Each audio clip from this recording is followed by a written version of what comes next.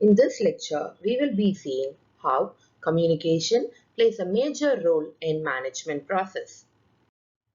At the end of this lecture, we will be knowing what is the need for communication, different processes of communication, methods of communication, rules for effective communication, and what are the barriers to effective communication and electronic media in communication. What is the need for communication? A manager is ordering some work for his employees.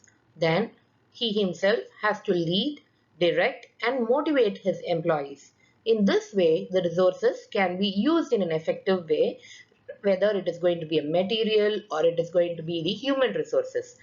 And the teamwork follows up with it, and at last, our goal has been achieved. Now, let us discuss about the communication process. Here, we have different elements like the sender, receiver, communication channel, otherwise called as the media, and we have the symbols.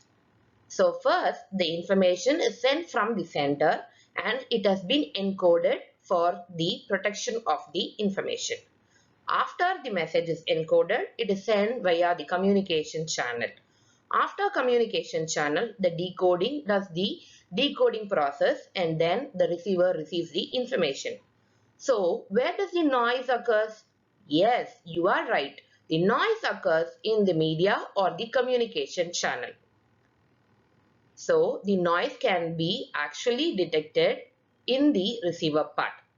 Once the information is received, the receiver acknowledges that it receives the information and it sends the response or a feedback again back to the sender.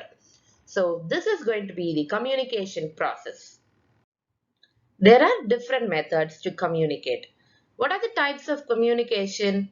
Yes, there are two types of communication, formal communication and informal communication. The formal communication is where we follow under the organization or any other institution, and informal communication is between our close ones like friends or relatives in family. And under formal communication, there are three categories: upward, downward, and horizontal. The upward communication is going to be the communication from the superior to the lower level subordinates. And the downward communication is going to be from a team of subordinates to the higher level.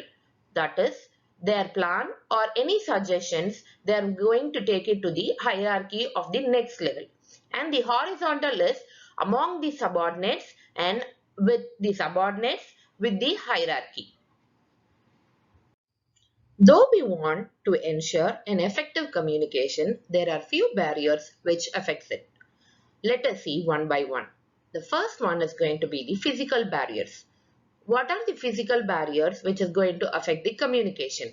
It is going to be like air, the distance, whatever the information shared by the sender to the receiver is not received in a correct way.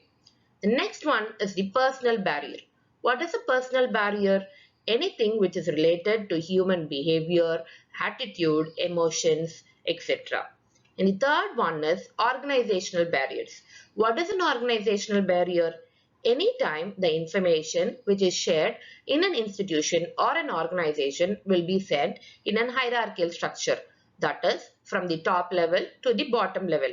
But the information gets on filtered from the top level and only the few information at last reaches the bottom level of the subordinates. The next one is going to be the semantic barriers. The semantic barriers are of different types like symbols, languages, more. And last one is going to be the mechanical barriers. The mechanical barriers is related to the company layout or the defect in the machines. Rules for effective communication. How can we ensure that whatever the message sent by us or told by us reaches the receiver in a correct way? So let us see into it. The information said by the manager to the subordinates should be very simple and clear to understand by the others. So both of them has to communicate with the same language known to each other. For example, if the manager is conveying something in English, then his subordinate should be known to English language, and the correct selection of channel. So what is the channel? The media.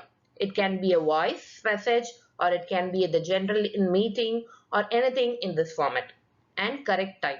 So he has to schedule a meeting, and in the meeting he has to say that when the work has to be completed, the deadline has to be maintained so that the information is shared in a correct way. The last one is checking through feedback. So he has to know whether the information shared by him has received by all his subordinates so that the work can be done in an effective way. So far, we have seen the need for communication, different methods, process, barriers to communication. Now, we are going to see about how electronic devices are used in communication.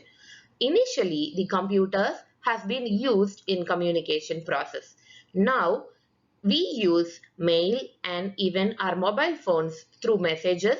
The communication gets transformed in a different way. For example, for banking purposes, initially they will send a mail for our OTP confirmation in this manner. Now, when we withdraw our money, we get immediately an SMS through our network and the service providers in our mobile phone, and it confirms that the money has been withdrawn from a particular ATM. Hope you understood how communication is important in management process. Thank you.